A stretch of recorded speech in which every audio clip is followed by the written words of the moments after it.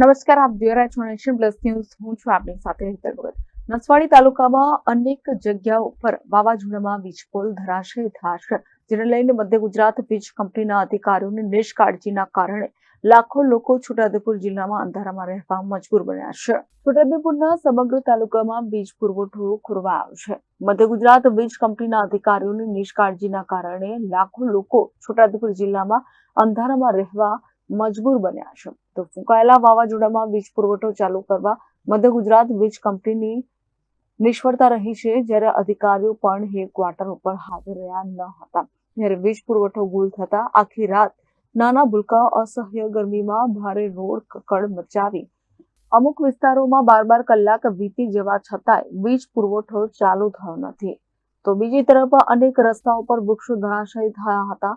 તેને હટાવવાની વન વિભાગના અધિકારીઓએ રાત્રિ દરમિયાન જ કામગીરી કરી હતી.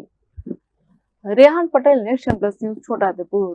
સમાચારોના સતત અપડેટ મેળવવા માટે અમારી નેશન પ્લસ ન્યૂઝની યુટ્યુબ ચેનલને સબસ્ક્રાઇબ કરો, બેલ આઇકન દબાવો અને જોડાયેલા રહો ફેસબુક, ઇન્સ્ટાગ્રામ અને ટ્વિટર પર.